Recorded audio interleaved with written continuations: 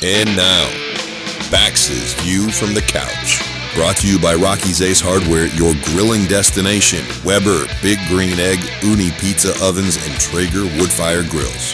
Hey, good morning, sports fans. How the heck are you? Well, folks, the big story in sports today, Game 3 of the NBA Finals being played tonight at Madison Square Garden in New York. As many of you know, the New York Knicks have taken off to a 2-game lead over the Spurs, having won both the first 2 games in San Antonio. Now, it's been a long, long time since the New York Knicks played at Madison Square Garden during the NBA Finals. Why, you would have to go far back as June 25th, 1999. That's back when Tim Duncan and David Robinson of the Spurs pounded the Knicks at home 3 straight games to win the championship in just 5 games. Now, there's no telling what sort of karma-driven dramatics will befall the Knicks tonight. I mean, June 25th, 1999 was an awful long time ago. David Robinson is a 60-year-old man these days. Latrell Sprewell scored 35 points for the Knicks that night. He's a 55-year-old man just beginning to take advantage of those exceptionally cost-effective benefits from his AARP membership. I mean, it's impossible to assume that whatever sort of monumental implosion that the New York Knicks felt 27 years ago is likely to happen again this year as well. I mean, they're already off to a 2-game lead, while the mathematical probabilities of a San Antonio comeback are not yet out of the question. There is still a part of me that would kind of like to see it happen just one more time. Why? I don't know. Call me crazy. I've grown rather comfortable watching Knicks fans eat a big fat bag of disappointment over the years.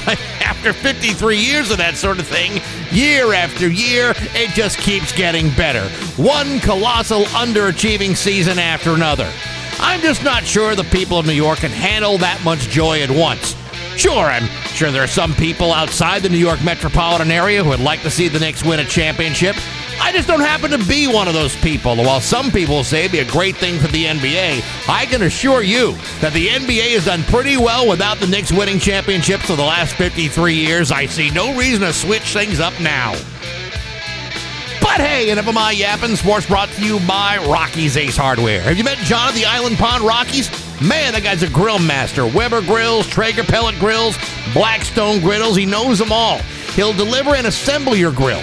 Good people, rock solid service, and a grill master like John at every Rocky's Ace Hardware. I'm Bax. That's my view from the couch. Rock.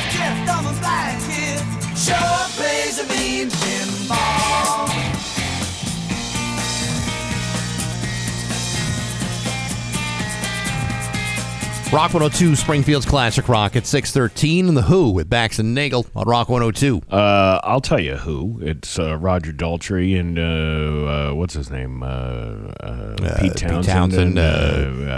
John Entwistle, Keith Moon. All those people. Yes. That's who The Who is. That's right, Steve. Your Pioneer Valley forecast today is going to be sunny with a high of 79. Tomorrow, mix of sun and clouds with a high of 84. It's 57 right now in downtown Springfield. Fitzy from townienews.com coming up after 8 o'clock this morning. And also, it's an Autumn Mist Monday. Your chance to win something pretty nice from Autumn Mist Farms coming up later on today, too. So how was the ego-rubbing thing that you went to the other day? Well, Steve, I have to say, it's a big talk radio conference that happens every year, and I've been going to it for 20 years. And, I always feel like there's something to extract out of that conference that I can bring here and share with all of you.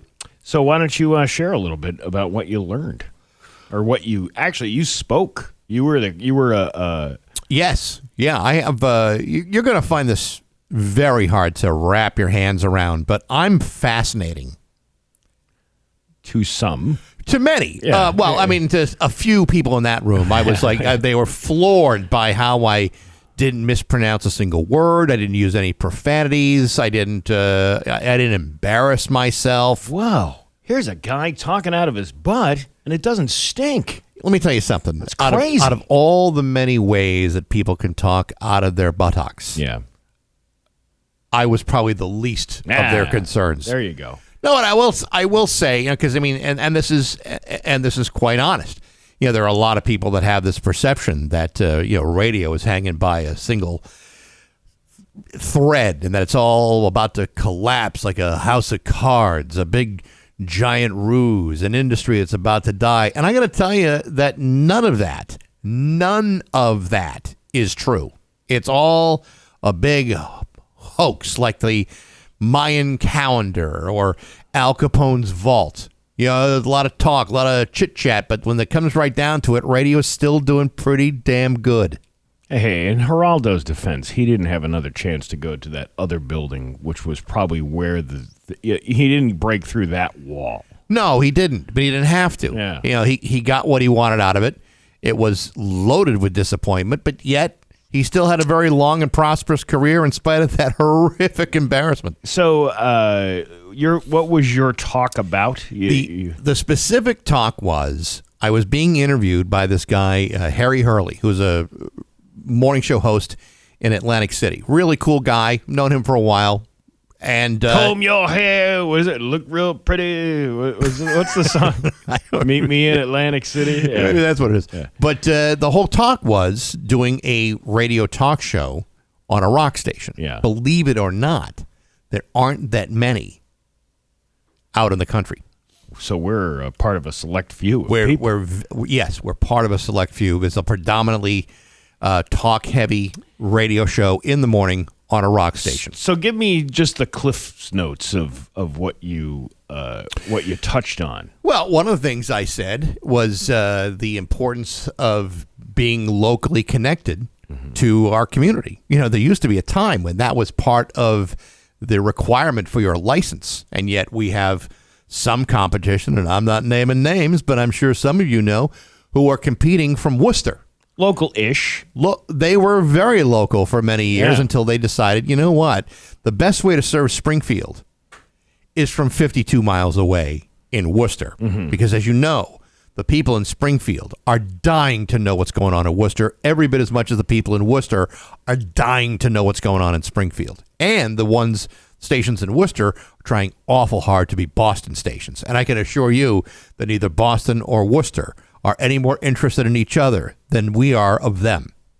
True. And that was a predominant part of my brilliant presentation, answering all these great questions from Harry Hurley. And while you were boasting about connecting with audiences and making that local connection that you had, meanwhile, as the adult was not in the room on Thursday and Friday, Casper the Friendly Ghost somehow wound up storming the Capitol on January 6th, and we have the photos to prove it.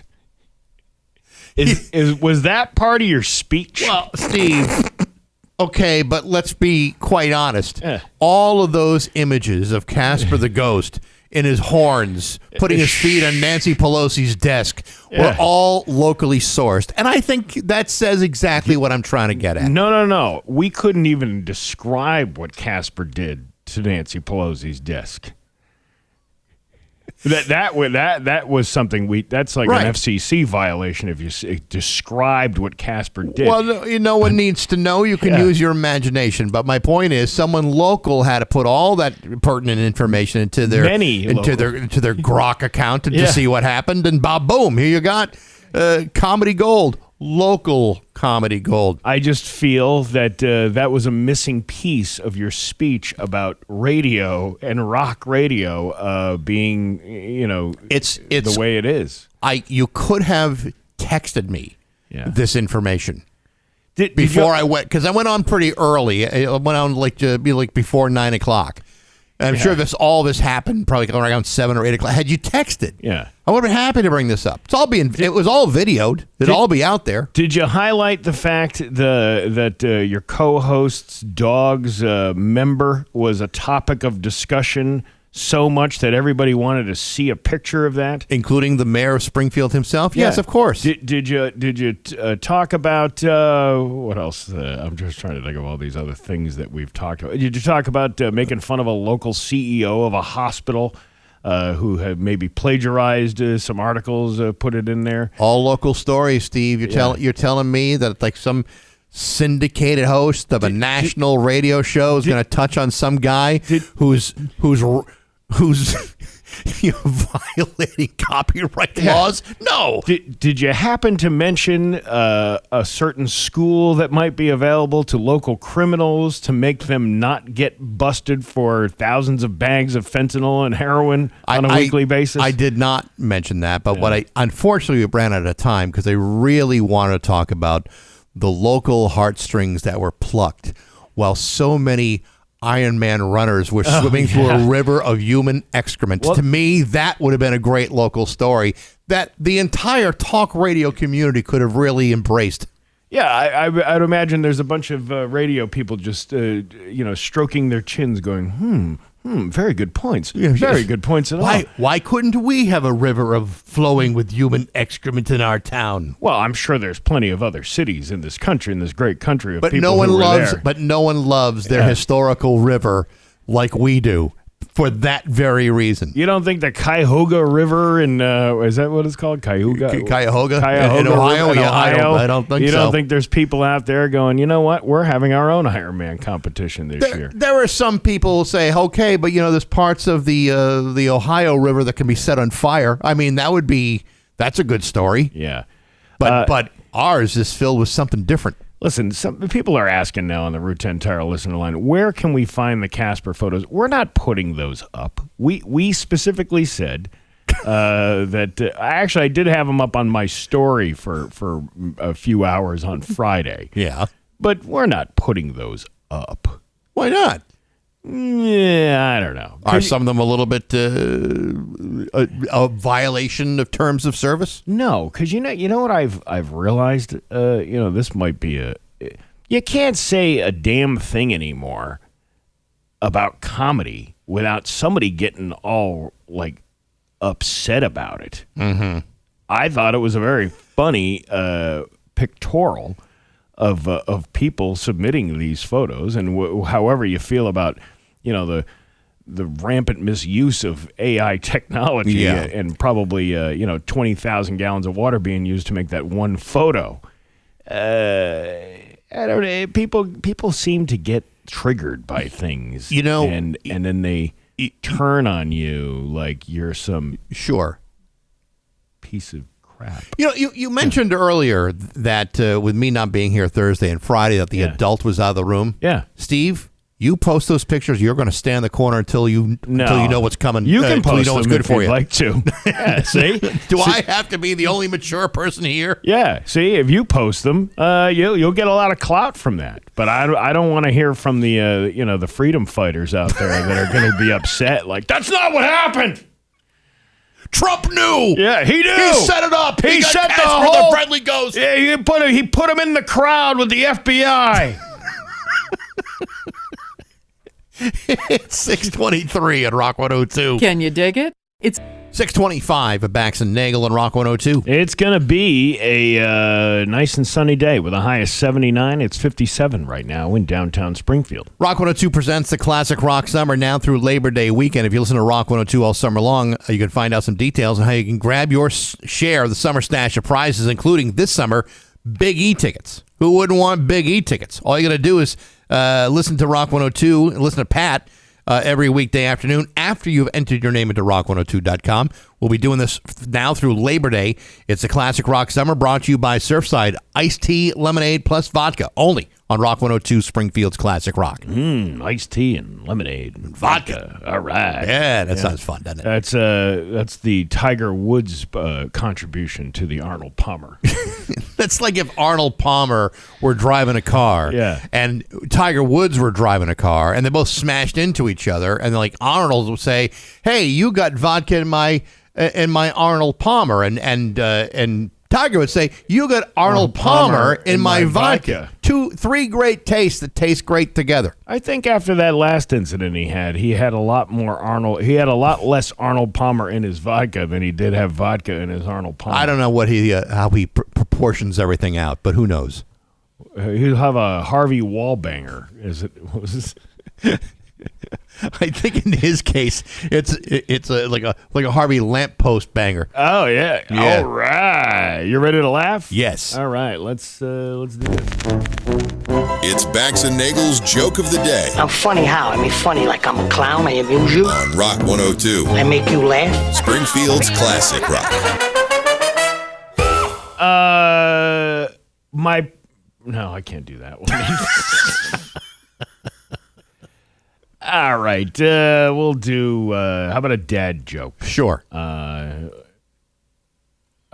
Two guys broke into my house and stole my calendar. Really? They each got 6 months. Because they split it. Yeah, one got January through the end of May, June, and then I the almost other one wonder got what the July joke through. you couldn't tell is. $20 in a comedy show every Thursday night. Come on, you know the drill by now, don't you? Don't you? I do. Bax and Nagle in the morning on Rock 102. Make your home work better for you with ITS Home Services. From HVAC to electrical and plumbing, their team delivers smooth upgrades and reliable replacements that last. Comfort's not just a goal, it's what drives them. Ready for a better living experience? Search ITS Home Services and start your home transformation today. If you can say the following things, you might want to start paying attention to what I'm about to tell you. I can't raise my arms. I can't climb stairs. I can't kneel down, which means you can't play with the kids or golf with the guys or get through a work day without exhausting pain. Hey, everybody, it's Bax, and I'm here to tell you that we are celebrating what you can do, and that's exactly what the folks at QC Kinetics are doing right now. Not bracing for the next jolt of pain, it's gone. They've moved on, back to living their lives the way they're supposed to live it. You've heard me talk about the team at QC Kinetics, and so many others have been through their game-changing regenerative treatments done right in the office, not missing work, no surgery involved, and no long recovery. The inflammation calms down and the pain backs off. And QC Kinetics loves hearing from you and how they've helped you dig out from under that long list of can'ts and get back to living your best life. So go and find out what QC Kinetics can do for you. It's a good life out there, folks. You got to live it to the fullest. So get rid of that pain starting now. The consultation is totally free. See if you're a good candidate by calling QC Kinetics at 413-992-5450. That's 413-992-5450. If you're feeling 6:30 with Bax and Nagle on Rock 102. It's time for news brought to you by Freedom Credit Union. Freedom is yours. Here's local radio icon Steve Nagle. I am Iron Man. If you gave me a second, I could have queued that up for you. Listen, this is a rehearsal. We'll do this again at 7:30, Okay. and we'll have it. There you go. There we go. You go. Yeah, the 4th edition of the Iron Man 70.3 Triathlon. Yeah. Took place in Western Massachusetts yesterday. Yeah. Officials worked for months to fine-tune the plans for this year's event following last year's changes. Look at you going through all this. Now, when you were those runners wearing boots? I would hope so. Who boots? I saw some of these folks running down Converse. Yeah. Yes. Over the week yesterday in Yeah. Longmeadow. Now they're all wet. They're all wet, running on Converse, which means that they all came out of the Connecticut River on a day where it had rained the night before. Now, I think we all know what happens when it rains on the Connecticut River. Hundreds of thousands of gallons of raw sewage are then dumped into the river. Oh, yeah. They had to run that and swim through all of it. Hey, listen, you gotta do what you gotta do to get through the poo. You know, some people hold their breath when they swim. People of Longmeadow were holding their breath when people were running through town. So they do the swim first. You gotta get that out of the way. No, that should be the final thing, because now you're gonna be extra stinky. At least you can wash some of the stank off from the run and the bike ride once you cool off in the river. Yeah, I think what they're afraid of is, after you've run and biked all that way, you're probably too exhausted to swim. So the swim would be the first thing that you do. want to get the swim done. Ugh. Listen, Gross. Any part of the swim portion of that race is disgusting. Yeah. Especially after it had rained. Here's the thing. I don't have any story saying who won, what happened, It's just stories that happened before the Ironman took place. Weekend so we shift. have no idea who won yesterday's Ironman competition. I mean, I'm sure there is somewhere announced, but as far as the local news stations go, That's a good point. Yeah. Where were they?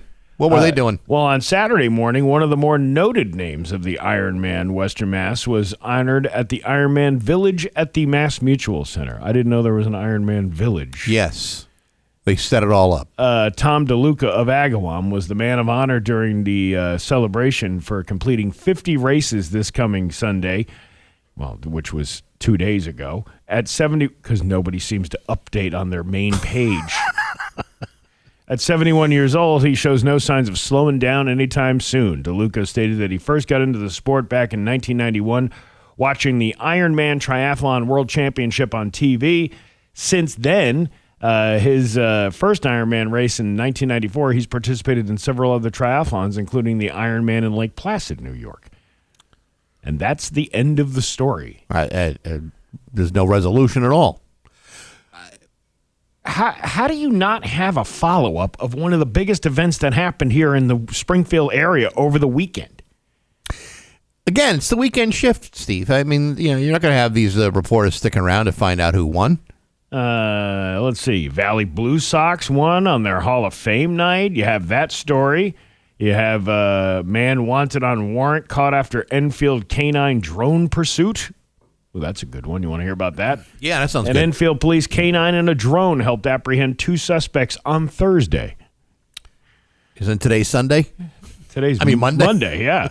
A man wanted on an active arrest warrant in domestic violence incident fled a location before officers arrived, according to the police department canine unit. Canine Duncan sprang into action and started tracking. The drone team also picked up 2 suspects walking south along the railroad tracks. The canine team was closing their distance, and the 2 suspects were stopped by a patrol district holding a perimeter location.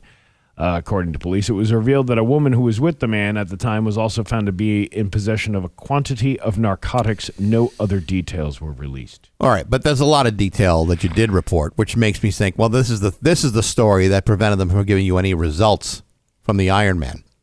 Yes. Probably, Duncan the dog is involved. Let's forget about the thousands of people that are covered in human waste who swam through the Connecticut River. There's a dog named Duncan. Duncan Dog. Duncan Dogs? Yeah, he likes cop. He's like a cop. He's a cop, and it's very significant that his name is Duncan because he's like the donut shop that the cops would eat at. Steve, if you were just coming out of journalism school and you had your first job in local television, don't you think you'd want to follow the dog around as opposed to a 71-year-old guy that's just been swimming in human waste? Yeah, I love it. It's a better story. Yeah. What's that smell? I just know that there was a lot of traffic woes yesterday. That's all I heard about. Yeah, there were. And I actually had to meet a guy yesterday morning, a guy we both know. It took him like an extra 10 minutes to get to the location to meet me because of all the damn traffic that was blocking, all the traffic barricades that was blocking him from this stupid race. Well, we kind of had the same thing yesterday. Yeah. We had lunch in West Springfield yesterday. And where'd you go? Taste of Lebanon. Ooh, Taste of Lebanon. Yeah, it's really that? Good. It's on Main Street.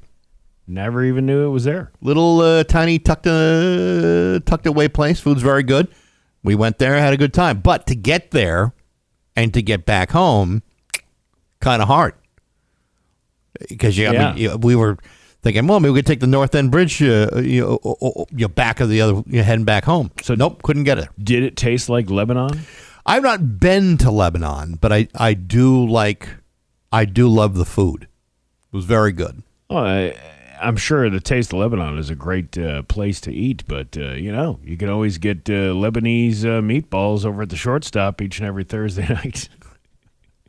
I suppose I could. Hadley grass might land on the map as Massachusetts' official state vegetable. Thank you to a group of third graders and local legislators lobbying for asparagus. The students' effort started back in October when they learned that New Hampshire students had successfully advocated to change their state fruit from strawberry to pumpkin. I didn't know pumpkin was a fruit, but apparently it is. Of course it is. It's a fruit, so it's a vegetable. It's got seeds inside. That's what makes... I believe that's what separates fruits from vegetables. Okay, but cucumbers have seeds in them. Yeah. Is that a vegetable It's or a fruit. a fruit? A cucumber is not a fruit. Technically, it's a fruit. Really? It's got the seeds inside. Are you doing that confidently incorrect thing again?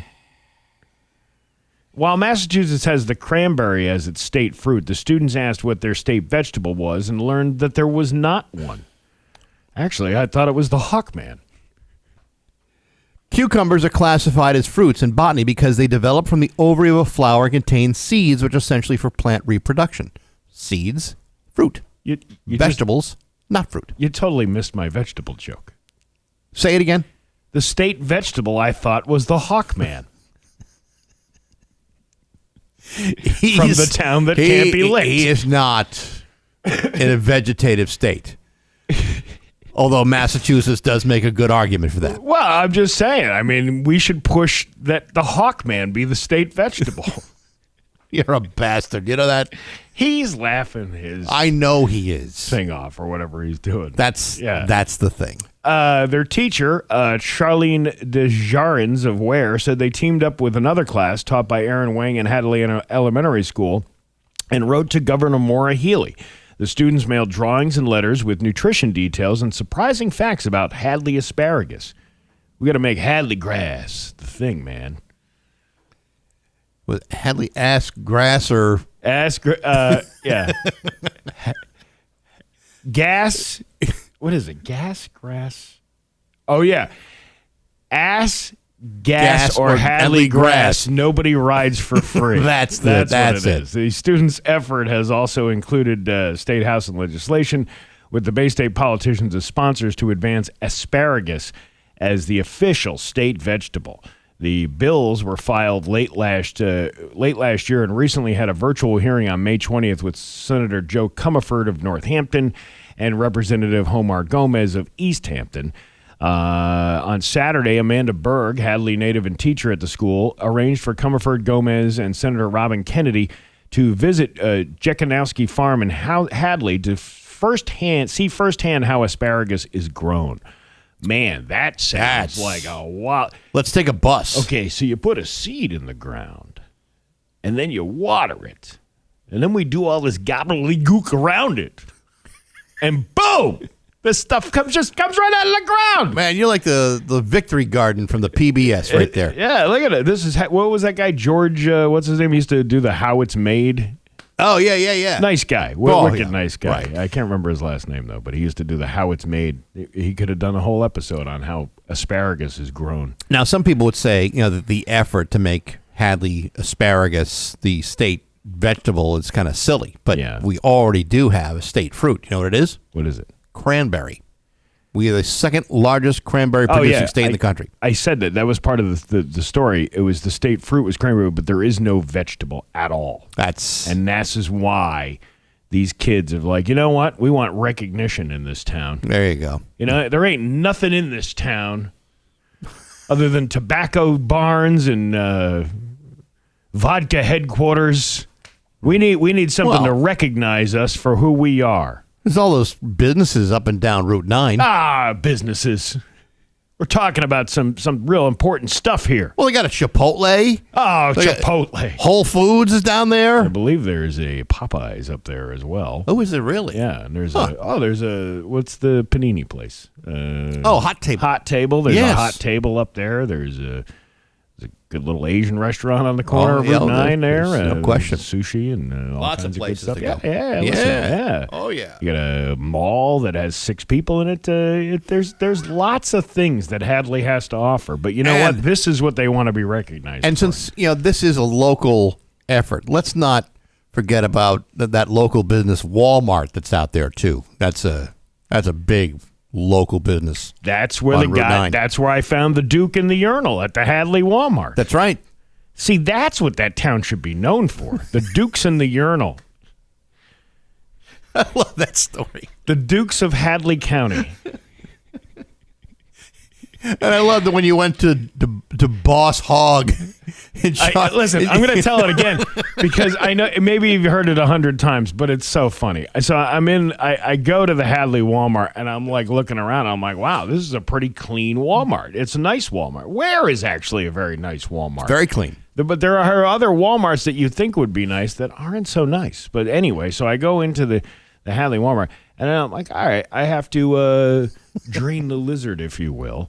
And I go into the bathroom at the Hadley Walmart. Now, again, everything is nice and pristine and clean. You walk in the thing, and there in the urinal is a giant dookie, right? Right. So I did three things. First was, oh, God, oh, my God. The second thing was I whipped out my phone. I took a picture of it. And as one would do when somebody sees, listen, you have to have evidence that exists. Who's going to believe you? Yeah. Right. Nobody's going to believe you, right? There's no photographic evidence. It didn't happen. And the third thing I did was I should alert an employee that there is this nefarious behavior going on in this bathroom. And as I walked out into the hallway, this gentleman was walking towards me who had the blue vest on. And I said, excuse me, sir, I hate to inform you this, but somebody took a big duke in the urinal. And he just went, again? I'm like, again? What's going on? Are the people of the Chicopee Walmart now coming to the Hadley Walmart? Like, what is going on here? It's the biggest crime spree in Hadley. So maybe, instead of being known for the dukes in the urinal, yes, we could maybe put Hadley grass as the highlight of the town. I just want to point out that the Hawkman has just chimed in and says, I want to be the state vegetable. All right, let's see if we can contact Joe Comerford's office today and see if we'll go out to Ware and plant a flag in the vegetable. I mean, the difference is you can't cover the Hawkman in hollandaise sauce, but I'm sure if you needed to, he'd let you. Listen, you could stab him right in the thigh with that pole of the flag, of the Commonwealth flag, and he'll never feel it. And he can roll around on the scooter, waving the flag. You can put all kinds of flags on him. You know, let him roll down the street. There's the state vegetable doing the Lord's work. Wow. That rail trail sure looking good, though. Oh, yeah. It's all nice and clean now. It's all nice and clean. Your Pioneer Valley forecast today is going to be sunny. I don't even know how we got to here. I don't even know. How did we get here? 79 for a high. Tomorrow, cloudy with a high of 84. It's 57 right now in downtown Springfield. I'm Steve Nagle, and that's the news on Rock 102. Oh, yeah. Rock 102. Rock 102, Springfield's Classic Rock. It's 6:53 and Journey with Bax and Nagle on Rock 102. It is going to be sunny today with a high of 79. It's 59 right now in downtown Springfield. This week on Baxi's musical podcast, my guest is Darren Hill, the bass player for the band The Red Rockers. You may remember them from their 1980 hit, China. They got a brand new live record out from their reunion show back in last year called It's in Our Blood. It's actually really, really cool. Plus, there's a DVD that's out. But on top of the band being purported as America's Clash, Darren Hill's second career was as a manager of the New York Dolls, the Muddy Muddy Boss Tones, the Dropkick Murphys, Paul Westerberg from the Replacements. Really interesting guy, and the stories he's got to tell about all that stuff, very, very interesting. Check that out on Apple Podcasts, Spotify, YouTube, and on the Rock 102 app, all brought to you by Metro Chrysler, Dodge, Jeep, and Ram at Chicopee, and Rock 102, Springfield's Classic Rock. All right.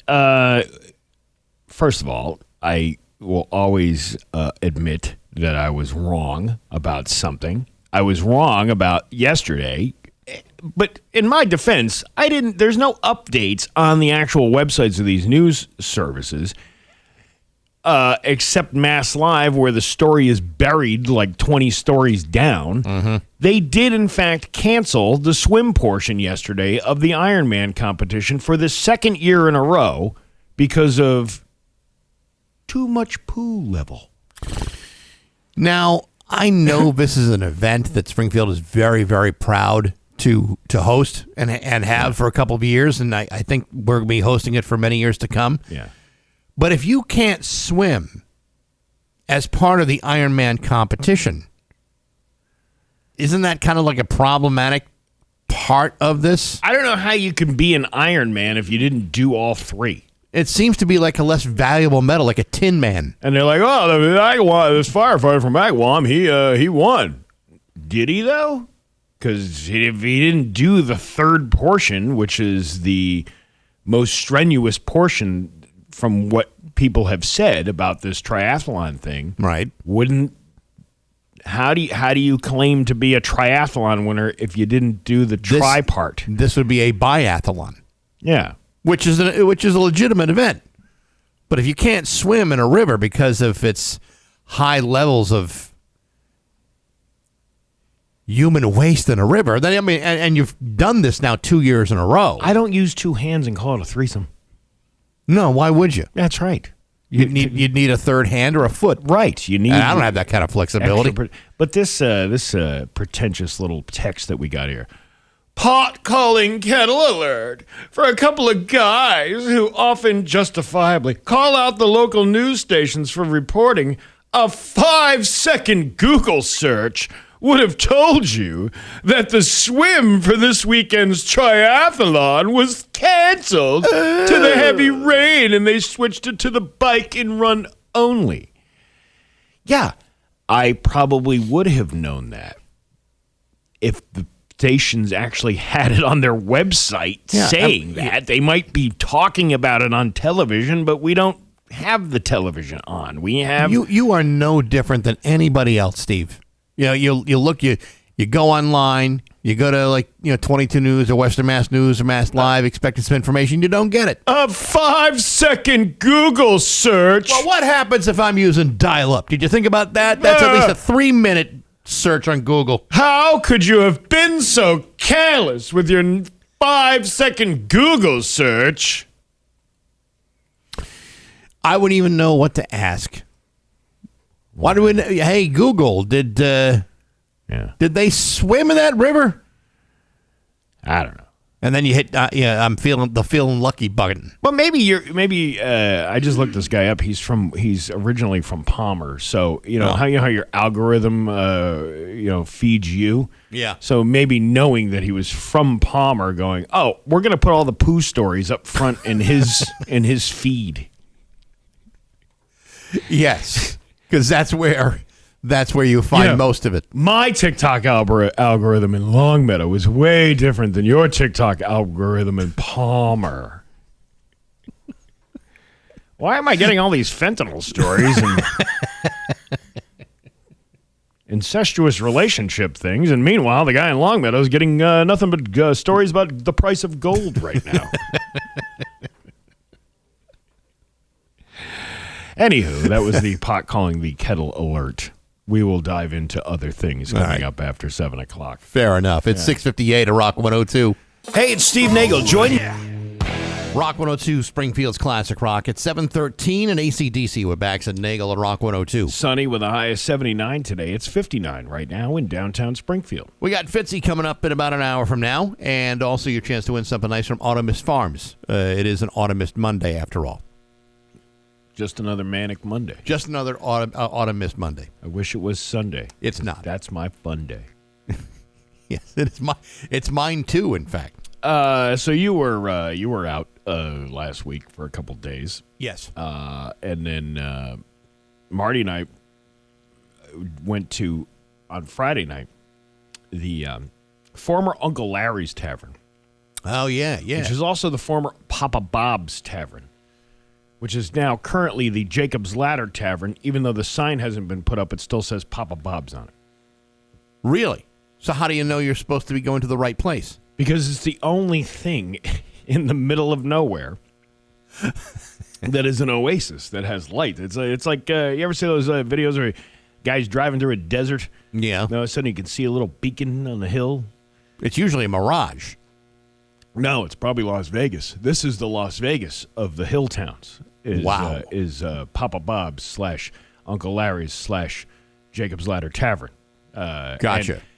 Sold out show. 90 people packed in that place. That's awesome. It was a little warm, but we made it. We did the show.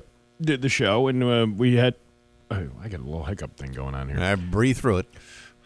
And we had two guys with us, Tommy Connor, who's hilarious, new guy. Like, he's only been on the scene for like maybe a year. Local fella from Northampton. It's really funny to watch people, like, when I think back to my open micer days. Yes. It was terrible, and I have videotape, unfortunately, to prove that. Oh, you got to bring it in. Oh, no, that's not, no. Oh, is it not airworthy or just not? Oh, yeah, you can't, I mean, it was just laced with profanity. Oh, okay. Thing like well, that. we don't mind that. But this kid, he said, a friend of mine who watched the show, we were talking, that he has like a lot of, he's only like 20-something years old, but he has like a lifetime of experience. Okay. You know what I mean? Like Sure. those people who have these bits and all this stuff about, one thing or another. Kid knows what he's doing. So it was actually really cool to highlight him. And then we had Anthony Pagan. Sure. Who felt like he was lost up there.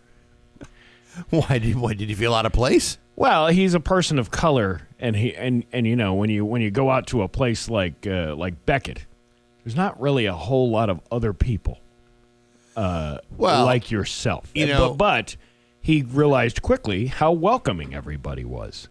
The people of Beckett are very nice. No, but it's misnomers, stereotypes that get in the way of people and not coming together. Not the stereotype of someone like him. It's a stereotype of people like Beckett that we're talking about. Yeah. So, but man, we had a great show out there, and I shared the story of that time that I went in there with my wife, and it was New Year's Day of 2010.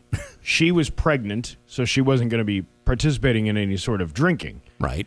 But she said, "Hey, you know what? We're on our way back. Let's stop in there and see if my uncle is in there, because her Uncle Eddie lived up in the hills up there and would stop into the Uncle Larry's Tavern at the time." So her uncle wasn't Uncle Larry. No. But her, it's a whole like family thing going on up there. Papa's uncles. I was hoping for cousins, but that's the Hilltowns for you. We went to the redheaded stepchild Jacob. But I told the story about how we went in there, and sure enough, her uncle was there, and we're sitting there at the bar, and my wife, being the nice person that she is, she's like, "Oh, yeah, you boys have some drinks and drink." And then Eddie brings his 18th wife with him, Patty, sitting down. Patty was a beautiful lady, very nice lady, right? And unfortunately, Patty had just recently, at that time, had surgery, her voice box removed. She had throat cancer. So the poor lady, is sitting there at the bar, and she's got this stomach tube thing where she's clearly putting some sort of, liquid into the stomach tube to feed herself. And you feel bad, for people like that. And then after a few rounds, or I don't know how long it was, but the bartender says, "Hey, Patty, you ready for another one?" And Patty nods her head, and then the bartender gives her a White Russian, to which she takes the White Russian, pours it into the injector thing of the stomach tube, and pushes it into her stomach. Meanwhile, my wife is grabbing my arm going, "Are you looking at this?" And I'm like, "Yes, it's the most Hilltown thing I have ever seen in my entire life."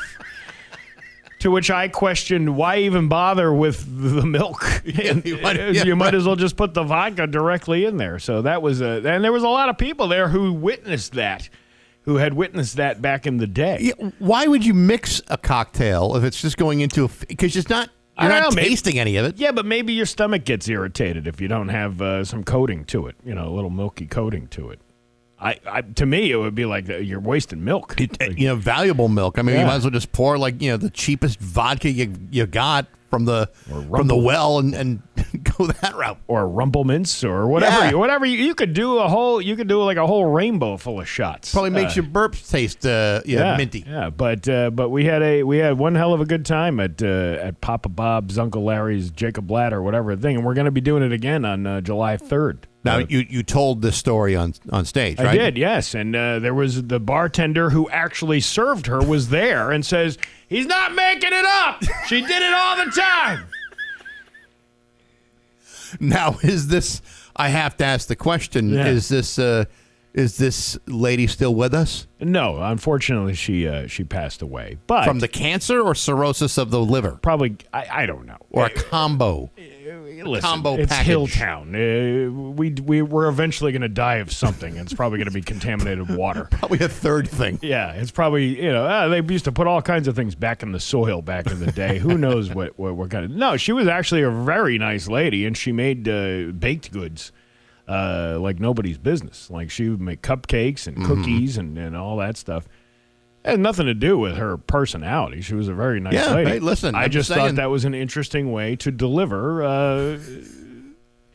Listen, ain't nothing going to stop me. Listen, Kahlua is not a cheap liqueur. No. I get it. And, you put vodka, Kahlua, and cream. Yeah, maybe. I mean, to me, you could have saved a ton of money.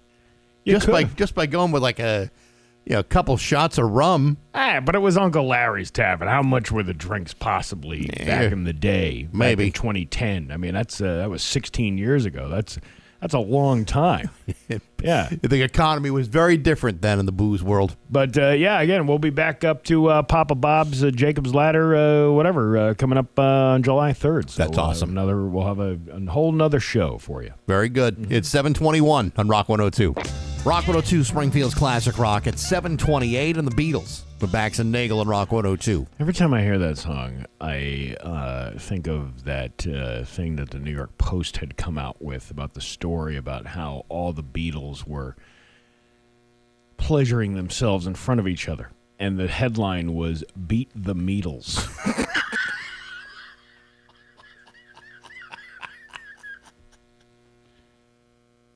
That's when they come together. Yeah, that's right. Yeah, I got a buddy who's into that.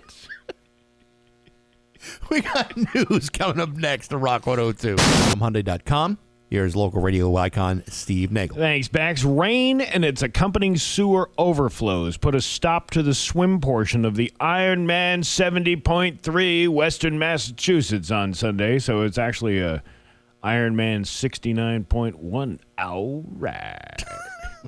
It's the second time that the 1.2-mile swim in the Connecticut River was canceled because of high bacteria levels in the water caused by sewage overflows that took place after Saturday night thunderstorms.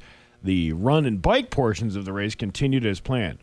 Unfortunately, from a weather perspective, it's hard to control that. We were disappointed, but a lot of the athletes stopped and said, "We thank you. We will always make sure the health and safety of the athletes is foremost." Who is that? Ronald Nell, the director of the race. Do we know that Ronald Nell sounds like that?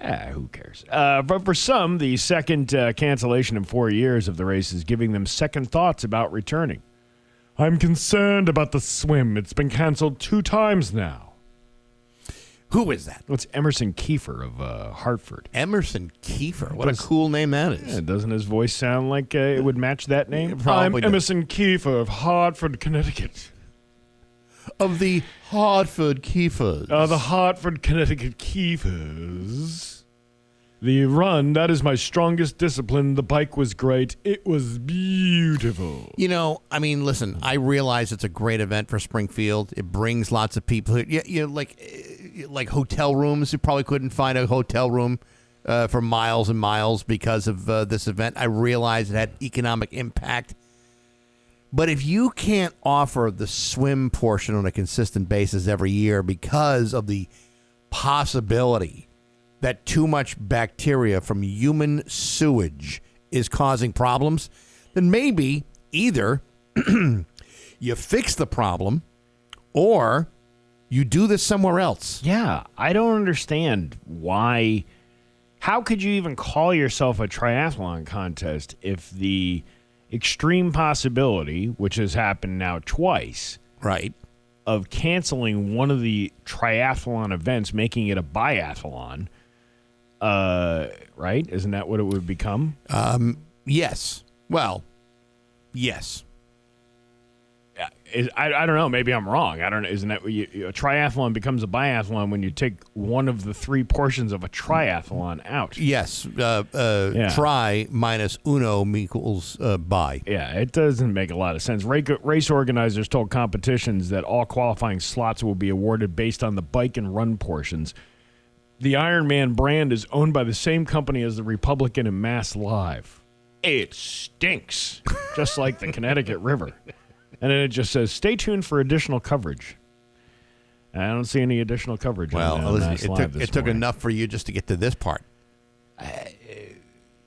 Again, if you're not offering the third portion and it's going to be canceled because of and you already know that this is happening, how can you continue to have an event here that you call a triathlon when you're not doing the third portion that is, they say, is one of the hardest parts of the whole thing? Well, what I would like to know is, because this is not the only Ironman event in the country or the world, do other cities have this same problem? I don't know. I know that we have that problem because of our history of the sewage overflows in the Connecticut River, but I don't know. I don't know where else where did the other one? Didn't the guy? Wasn't it like Lake Placid or something like that? He was in, so that's probably a safer place to swim. Because again, I mean, there are certain bodies of water that they test for bacteria all the time. Maybe not always related to sewage, but nevertheless, like if there are some beaches, for example, like ocean beaches that are contaminated and people can't swim, and they do the water testing all the time. So I'm wondering, does this happen a lot? And that's the way it's gonna be. But if you've hosted it 4 times and twice you've had to cancel the swim portion, I gotta tell you that's not a good look.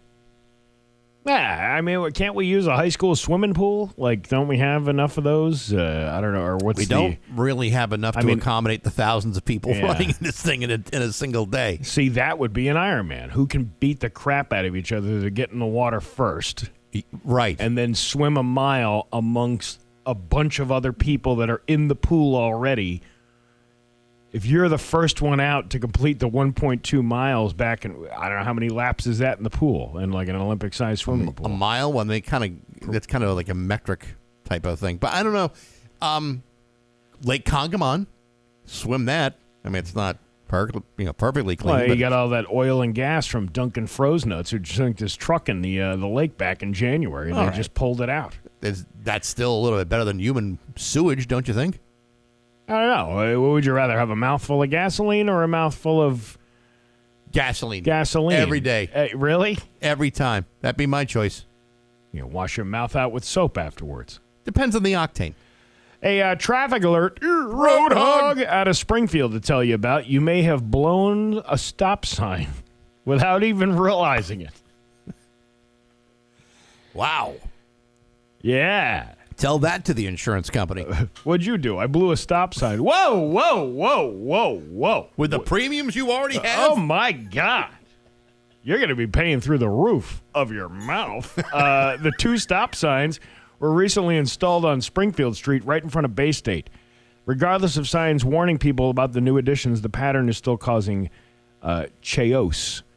Steve, I believe it's pronounced cow ass. Oh, is it? Oh, yeah, you're right. Car horns, cow ass, and lots of confusions on Springfield Street on Friday as drivers navigated 2 stop signs placed right outside one of the entrances to Bay State Medical Center. Western Mass News cameras were rolling and caught multiple drivers ignoring the stop signs, some not even seeing them. If you're going to blow a stop sign, how do you not see that coming? I mean, you clearly have to get out of your car. Right. We even witnessed some drivers going around vehicles that abided to the new stop sign, resulting in several near accidents in just a short amount of time. All cause for concern, especially so close to a hospital. No, that's the best place to get into an accident. Right. You're right there. But, we've seen that before, like a new sign or, something new was installed and people aren't used to it. Right. Kind of like those speed bumps in Longmeadow a few years ago. Oh, yeah. I mean, I was going over to that thing like it was like it was doing some Evel Knievel stuff, like some Dukes of Hazzard kind of things. Like my car would launch and you would hear Boss Hogg in the background. Waylon Jennings, right? Right. Bax got himself in a little bit of a pickle. Can he get out of it? Oh, that damn Bax! I'm going to get him next time! Bax and Nagle. Yeah, it's not a simple adjustment for residents who have driven these streets for years, especially with trees shading over the signs, making them tougher to see. While residents in passing didn't want to speak on camera, they made their feelings known. Yeah, I bet they did. I don't want to be on camera, but let me tell you, this G-damn stop sign thing needs to go. I've been speeding down this road for 30 years, and all of a sudden there's a stop sign looking to impede the flow of traffic? This is BS. So no longer are they reporting on what they saw. It's what they felt. We could feel. Here's what we felt when we were down there. Frustration and cow ass. It's unknown at this time why the traffic pattern changed, but it's definitely causing a lot of mayhem on the roads. They reached out to Springfield's Department of Public Works and Bay State Medical Center, and they have not heard back from either. And you probably won't. Well, I mean, I don't think they open until 8 o'clock. Yeah, I was going to say. Well, when did you do this? This story, well, I don't know. The story was from Friday at 3:45 p.m., so maybe they were all gone home for the weekend. Well, Mercy's having some issues, and maybe they're not picking up the phone. Maybe. Maybe they've got the phone staff. A man accused of a 2022 murder of another man on Long Hill Street in Springfield has been found not guilty. Springfield police arrested Ricky Brown of West Springfield in May of 2023. A warrant had been issued for his arrest since August of 2022, just days after the shooting death of 28-year-old John Rivera of Springfield. He was also found not guilty of possessing a firearm without an FID card, carrying a firearm without a license. And that's the end of the story. Okay. No other details? I don't want to know too much. I'm already trying to absorb as much as I can from that stop sign and that river full of excrement. Wouldn't you say why the man was acquitted? Like, there had to have been a piece of evidence in there, or lack of evidence, to say, well, the DA couldn't prove that X, Y, and Z, or there wasn't enough evidence against this gentleman to convict him. On the to the untrained eye, yes, you would think that's exactly what a journalist would want to find out. But that's not what happened. Well, do you need to know what happened? It would be kind of nice to say, okay, well, that's been an interesting part of the story, that why was this man acquitted? You know, because I'm sure there's people out there thinking that this man, that's the guy. He did it. You know, there clearly was enough evidence to hold the man. But what was it that made him acquitted from the case? That's a detail that should possibly be. That would probably be a detail that I'm sure the defendant would want people to know, and I'm sure it's a detail that'll be important to the victim's family who still want to get justice. I'm waiting for the Steve, a simple 5-second Google search will tell you. Oh my God. Yeah. Coming from the Route 10 Tire listener line, they also recently changed 2 side streets off of Bay Street to one-way each because they are cutting down trees. No notification that either everyone was going the wrong way. Either that or everyone was going the wrong way. Yeah, there's a lot of these traffic things that just pop up out of nowhere. And if you're not used to, if they're new rules and you're not used to doing those rules, then people are going to get into some hairy trouble. They should move the swim to Congamon or Hampton Ponds. Did I just say that? Hampton Ponds? In Westfield? Yeah. That's it's a little far away. Yeah. Because we're going to have everybody swim, get in the bus, and then grab their bikes? Well, so is Congamon, although I believe the bike portion goes through that area, like in that Suffield area. So who knows? Yeah, you know what? You bring up a good point. I really don't know if Westfield's out of the way. Is that part of the route? Well, I mean, if you go up 91, let's say you take, this is why the swim portion should be last. You go through the run through Forest Park, then you do the 50-mile bike ride. You can go all the way up 91, then get off of the mall exit there, Yeah. Take a left onto what is it, Whiting Farms Road or whatever that, I don't know, whatever that road is. And then you take a right onto Homestead Avenue. Homestead Avenue bring you all the way up to the intersection of 202. Right. You take a left on 202. You go all the way up that. You're down in the Hampton Ponds. And you can take the swim right there and cool off after a long triathlon. And while you're running on Route 202, in the corner of Route 10 and 202 is 7Bs, where you can stop in and grab yourself some libations for your race. And let's not forget about the food. Chef Jeff in the kitchen's cooking up hamburgers that are absolutely delicious. You know what they had on their menu the other day that I saw on Facebook? What? It was like a smash burger wrap, and it looks so good. Yeah. It was almost like a Big Mac. Yeah. Inside of a wrap. That's some Iron Man food right there. Well, it's got protein, right? Yeah. The wrap is probably low carb, right? Yeah. Okay. You see all these idiots eating bananas and oranges after a race like that. Got a smash burger wrap from Chef Jeff in the kitchen over at 7Bs, and you can easily do that after your swim in the Hampton Ponds, and you won't smell like poo. After a long bike ride, run, and swim, the last thing I want is fruit. Yeah. I want some greasy cheeseburger with some fries, ketchup, maybe a hot apple pie. Yeah, the hot apple pie. Right, that's what I want. Something to quench your hunger. You want to quench your hunger, but you also lose a lot of electrolytes. Yeah. And other things when you exercise to that degree. And you can suck down a couple of handcrafted delicious cocktails by the friendliest staff in the Pioneer Valley over at 7Bs. Now, Steve, is there meat ever frozen or microwaved? No, there is no freezer or microwave in 7Bs. That's how fresh the ingredients are. Isn't that something you want to? That should be in lieu of a swim. Yeah, you should be having to you do a run, you do a bike. And how many burgers at 7Bs can you shove down your throat? I mean, those things are huge. They're big. They are big. Yeah. And mouth-watering. When you think about it, if you took away the swim portion and added like a eating competition, whether hamburgers, hot dogs, big giant pizzas or something like that. Yeah. An asparagus eating contest.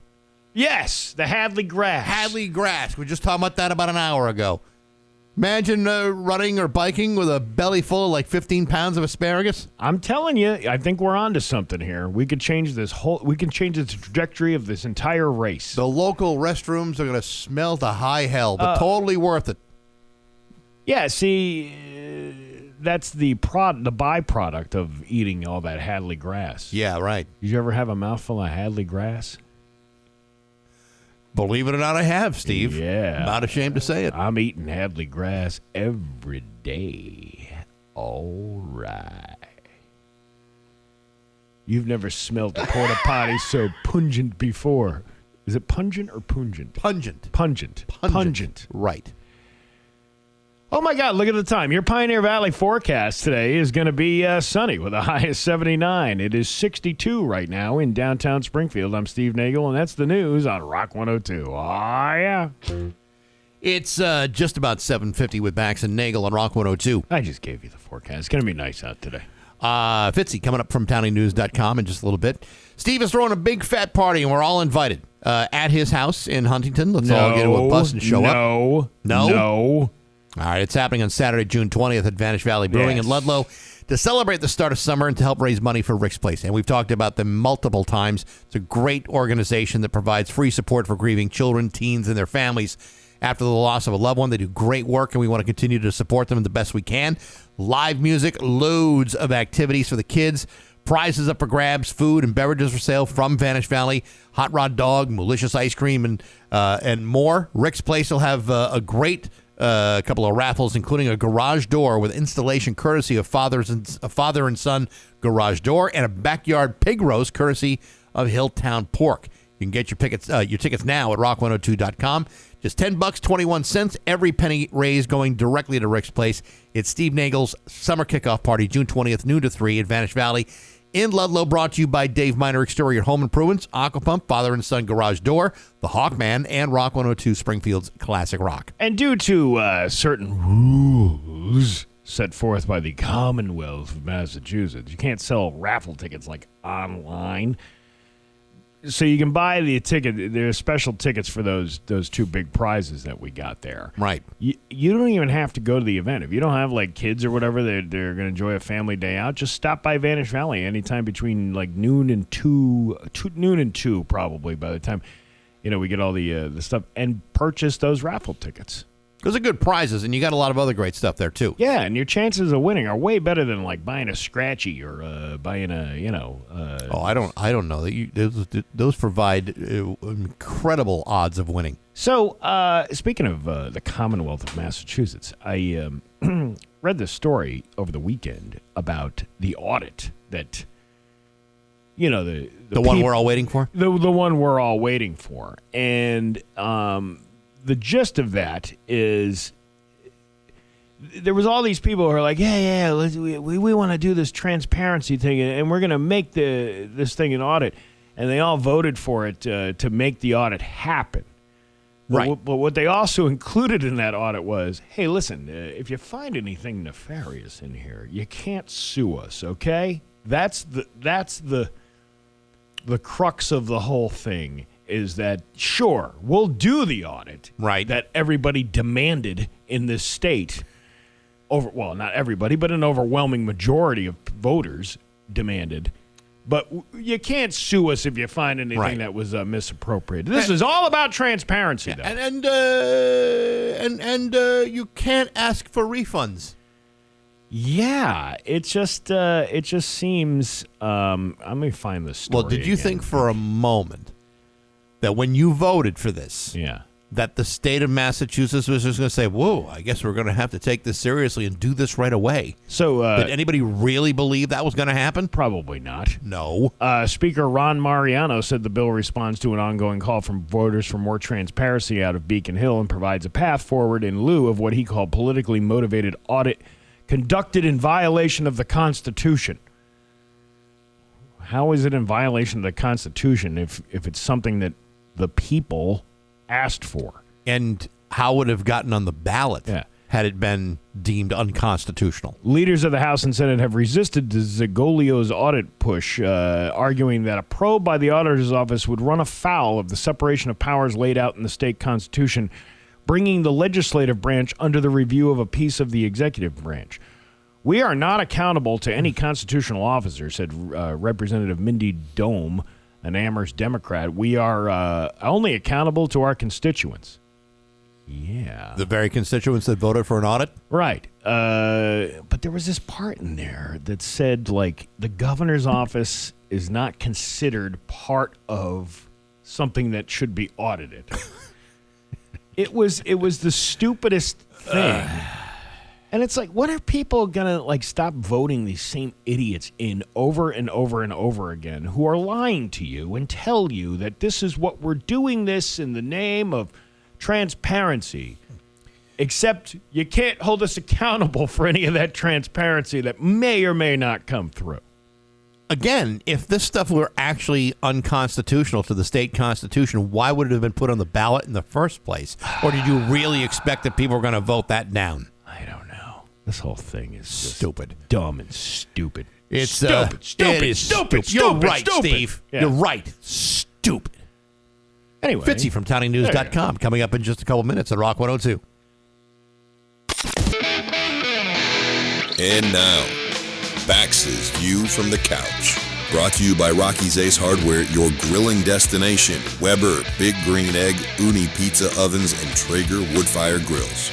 Hey, good morning, sports fans. How the heck are you?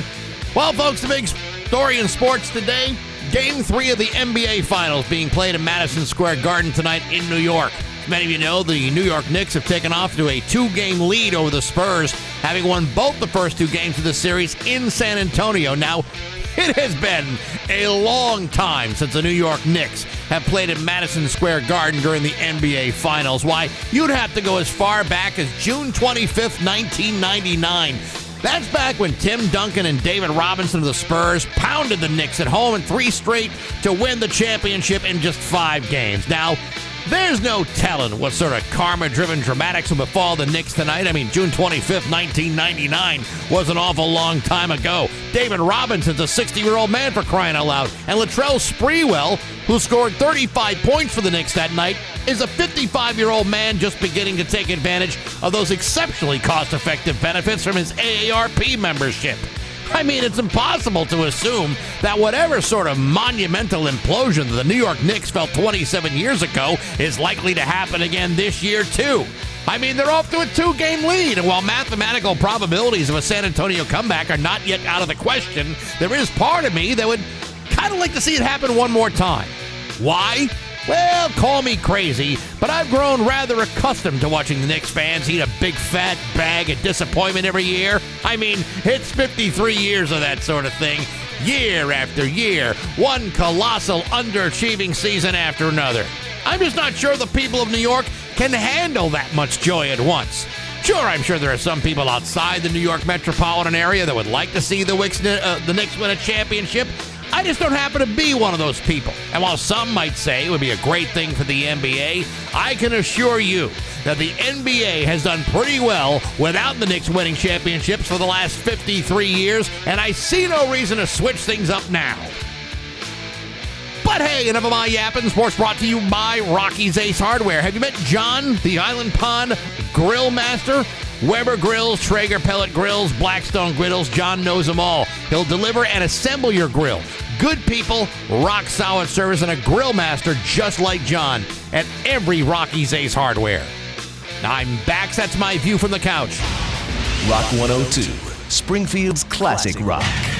9 and the Scorpions of Bax and Nagle and Rock 102. Going to be sunny today with a high of 79. It is 63 in downtown Springfield. Always a distinct delight to welcome them back. From Townie News, brought to you by Next Gen Roofing. Remember, they do this every single day. It's Fitzy. How you doing, pal? Good morning, gentlemen. Top of the week to you. It is always a great time to be joining you up. And since there's absolutely nothing going on in the wide world of sports these days as far as Boston fans go, let's get excited for the World Cup. Ready? 3, 2, okay. Well, there's a couple of things. I mean, since the last time we talked, it was Patriots signed A.J. Brown. There's this. Oh, that became official last Monday when we got off the phone. There was such a fever, hype, and hoopla for A.J. Brown, the worst kept secret in the NFL, all entire offseason long, becoming the best news in Pat's Nation last Monday. I forgot. Yeah, we got all hyped up for it, and then as if it actually happened, but it didn't happen until last Monday around 4:00 as well. Yeah, that burned white hot for a moment. That was awesome. I'm fired up about that, Bax. You're right. That was that's great. That changes the entire complex, the entire field, the entire calculus, the entire everything. That story had so much heat you could still make s'mores over it. I mean that's how much I feel like that kind of changes the entire landscape for the Patriots. And if they can add, if they can figure out what to do now that he's here, that's going to be pretty interesting. Like, whether, Kayshon Boutte sticks around or whether they get, Stephon Diggs back. I mean, these are all big question marks.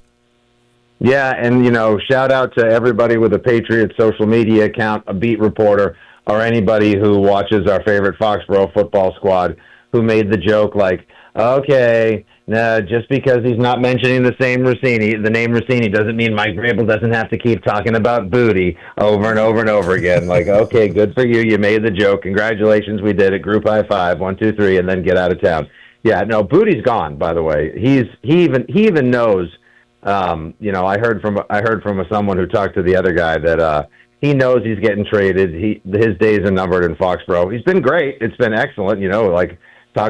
Classic case of comes in out of town, low stock, works his way back up to the top and then now turns into something. That's great. And A.J. Brown slides on in. And I had that little bit of news that I snuck out on the socials last week that don't be surprised if a certain someone who used to wear number 8 on the New England Patriots repopulates that jersey sometime very soon. Spoiler alert, I think they're going to re-sign Diggs. You think so? You know what's cool though about this whole A.J. Brown thing? Okay, so everyone is known for months. He has talent. He wanted to come our team. Okay. How about the fact the entire time he played for the Eagles, he had a fan cave decked out in Patriots gear? How does that make Eagles fans feel, by the way? Even though I know. Go ahead, please. I was going to say, I mean, that's all part of it. It's not just like he wants to be here. He was dying to be here. Like his entire life has been centered around this very moment that he signs with the Patriots. He had the rug. He had the pictures of him as 5 years old, with a Patriots jersey. He gets the autographed, Tom Brady jersey, and he's trying to keep himself contained so he's not showing too much joy all at once. It's so awesome to see a player so happy to be in Foxborough. And you've been to Foxborough. There's no reason not to fall in love with that town. Oh, are you kidding me? The old horse and buggy escapade that is Fox. I mean, like, that's the place everyone wants to be. Although I do think it is hilarious. Side note to a side note, and pardon the digression, that for the World Cup, which begins tail end of the week, they're actually calling it. This is nuts. I think they're like doing this for a couple of weeks. They're actually calling it, for the purpose of the rest of the world being like, this is great. Where is this Foxborough? I have no idea. I have never heard of it. Because apparently everyone from out of town is Dr. Nick from The Simpsons. Yeah. So they're actually calling Gillette Stadium Boston Stadium. It's like when you play Madden or a sports video game and they don't secure the rights for a venue or a person's likeness. They have to call, like, Bill Belichick in Madden was always like Len Johnson. It was never Bill Belichick because he refused to sign over his name, image, and likeness. So they actually they're going to be calling it like, oh, we're live now in Foxborough, Mass. from Boston Stadium, which technically is 31 miles the other direction. And with traffic today, it'll take you 4 hours and 17 minutes to get there. Hello, everybody. 2026 FIFA. Where is the Gillette? I love it. Where is the Gillette place that we were supposed to go to? Schools, where is this Gillette? I would like to go to the Potato Stadium, please. It's I love also, too, it's like $500 to take the train from Boston down to Gillette. There's no parking. They only finally decided to allow tailgating like a month ago as well. Hey, Nagle, you think, I know you are a refined international gentleman of great taste and intense intrigue. Wait until the rest of the world finally comes to town and they're like, we knew that Boston was the cultural and historical epicenter of New England and America. They call it the hub for a reason. You really haven't lived rest of the world until you've partied with a bunch of mechanics from Worcester eating buffalo chicken dip for breakfast, lunch, and dinner while chugging Bud Lights and listening to Crazy Train from Ozzy. Or you got Debbie the Lot Lizard hanging out at in the stadium. Come on, all you international boys. This is a piece of the real pie here. Who wants to drink from the furry World Cup? Oh, my God. She's got almost as many children as she does tattoos on her triceps. God love her. This is called the North Shore roast beef for a reason. 3 ways. Hey, you don't have to go to Kelly's to get a good 3-way around. Hey, can you imagine, like, you're coming to Foxborough for the very... I'll take on all you, and I don't mean fight you. Can you imagine you're going to Foxborough for the very first time, you're writing an email to your mom and dad or texting your mom and dad in the foreign countries? Man, it's like car dealership after car dealership after car dealerships as far as the eye can see, and a Chipotle. If you stand in the right place, you can see both a CVS and a dealership owned by former Chicago Bulls star Dennis Rodman. It's right there. I'm still focused on the prostitution thing. Listen, I know you boys from India keep the cow sacred, but who doesn't want an Attleboro Arby's party here in the parking lot? Did you bring your horsey sauce with you? Yeah, wait a second. This goat, does that mean greatest of all time or girls outside are a thing? Yeah. That's like, hey, I heard this. I don't know how much you're into conspiracy theories, but apparently... Oh, man, my tinfoil hat is always kept right next to me alongside my beer mug and my telephone. Good, because apparently there's going to be a UFO that makes an appearance at the World Cup, and I'm like, I don't think so, because there's no way unless FIFA finds out a way to charge them $600 for a ticket to see one of these games. I don't think that's going to happen. Is that it? So disclosure day it's all going to come to be during the 2026 World Cup? That's it? We're going to see an actual UFO? That's what my TikTok algorithm of tinfoil hats says, and I believe that to be true, because anything on TikTok is definitely true. Mm-hmm. It is for sure. Yeah. I think there's a greater chance of the Connecticut River being cleaned up in time for the next Ironman than there is an actual UFO being... Yeah, we were telling you about that before we came on the air, about how they've canceled the... How could you call something a triathlon if you don't have one of the important events of a triathlon being a swim portion, and canceled 2 years in a row because unacceptable levels of poo? That means there are acceptable levels of that, by the way. Yeah. Yes. There of the fecal matters as well. Oh man, yes. I hate that phrasing as well. Just call it. There's too much crap in the river. Here's my favorite part about that.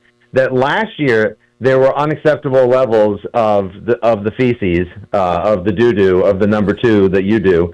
And they had a full year to get it ready, and they still weren't able to. Like, you guys had one job to get rid of number 2, and now you weren't able to do it in time. What goes in there? I mean, listen, I understand any sort of body of water that's located outside of a major city in Massachusetts with all the political gridlock and nonsense going on is going to be full of metaphorical and literal crap. But what sort of bilge is getting pumped into the Connecticut River that they're unable to clean it up for a quick swim? What's happening is when it rains, the sewer overflow dumps hundreds of thousands of gallons of raw sewage into the Connecticut River. Now, I'm not.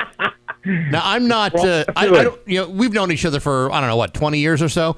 I don't know if you ever noticed this. I'm not really an athletic type, but if I had a choice between swimming in a river full of excrement and then considering coming back to try it a second time, to me, it would only have to take one cancellation of swimming in the river to say, I think I'm going to skip next year's event. What's a little dysentery? It builds character. That should be the real triathlon in Western Massachusetts, like swimming a mile in the Connecticut River, and then just being, maybe just sort of like being dropped off someplace at midnight without a cell phone and having to find your way back. I said this last week. A true Ironman would swim through that river like Andy Dufresne at the end of the Shawshank Redemption, getting out there going, I am Iron Man! Or like Frank Drebin in The Naked Gun Part 2. Yeah. Oh, what's that smell? I've been swimming in raw sewage. I love it. Love it. Yeah. I said I love it. Oh, holy smokes. Good Lord. But, the nice thing is, whether it's the World Cup, crap in the river, A.J. Brown, which, his last name, considering what the topic we were just discussing, is mildly unfortunate, but that's all right. All of this has kept us from talking about the Red Sox. So I'm practicing my morning gratitude. We've been able to go the entire time. How sad a state of affairs is it that the Red Sox just went in early June to Yankee Stadium, or as they probably have to call it in FIFA, Bronx Stadium, New York Stadium, to play the Yankees, and it merits nearly a mention on the local radio, the national stage, nothing. I think when you have a inning where you've gotten beat senseless, what was it, 5 runs in an inning? I don't even remember what it was yesterday. It was like a ridiculous amount of runs in one inning and a total collapse. I think we're better off maybe skirting around the Red Sox for a while until we see some form of life flowing through Fenway, which you haven't seen once this year. No, it's unbelievable. The Red Sox actually have a winning record. They're 17-15 away from Fenway. They're 10-21 at home this season. And with the rates that they charge and how expensive it is to go see a freaking ball game there and take your selfie during Sweet Caroline and all that nonsense, it's unbelievable. I love this, too. So they're 9 games under 500. There's zero chance they're even going to be relevant by the trading deadline. The team is going to be savage like the carcass of a freaking insert name of creature that dies here in the middle of the Serengeti, like a freaking giraffe with 50 jackals around it, right? So gone, goodbye, see you later, that's done. But this kid comes up this weekend. He makes the trip in from Worcester, goes all the way down to Yankee Stadium. I think his name was like Jorge San Rosa or something like that. And it literally was, this guy comes, San Rosa, just came in from Worcester. Red Sox are excited about this one. 2 on, 1 out. Here's the pitch. His first pitch of the majors swung on deep to left. That was 3-run jack on his first pitch. And cut to all of Red Sox social media like, this guy's perfect. He fits the entire team. I love him. Did you see last week when Big Papi says, I've talked to John Henry, and John Henry is really worried about the team. If John Henry were really worried about the team, would he have put Big Papi in as a human shield to impart that information? I feel bad for Big Papi. It's kind of like, it's kind of like saying I did not have sex with that woman, and it's like everyone knows that's not true. Everyone knows that there's nothing backing that up. Yeah. Honestly, you have a better chance of Big Papi saying John Henry is concerned about the team has all the veracity of Big Papi saying like, hey, that guy shot me in the back in the Dominican by accident. I totally wasn't having sex with a drunk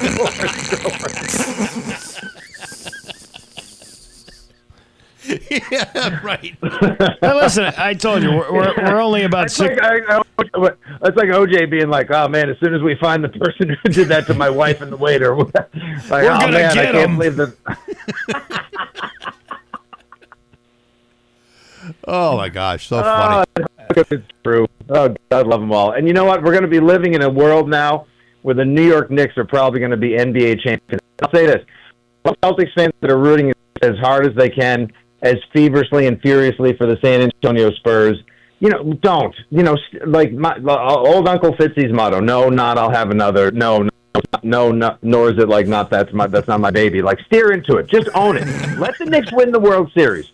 Let them win the NBA championship, so that next year the Celtics have a target, that they have a goal, that they have someone that they want to take down, as opposed to wanting to beat themselves and making sure that Jaylen Brown drinks really nice wine on his Twitch. Focus your energies on wanting to take the Knicks down and making the hatred between Boston and New York, coming off of that absolutely sad sack crapola series between the Sox and the Yankees. I want the good old days. I want New York and Boston hating each other again, and it begins with the Knicks winning the NBA championship. I have spoken. All right. Amen to that. We got you. Fitzy, we will talk to you next week. In fact, you'll be here live next week. It'll be fantastic. I cannot wait. I'll be in with you guys from 8 to 10 next week.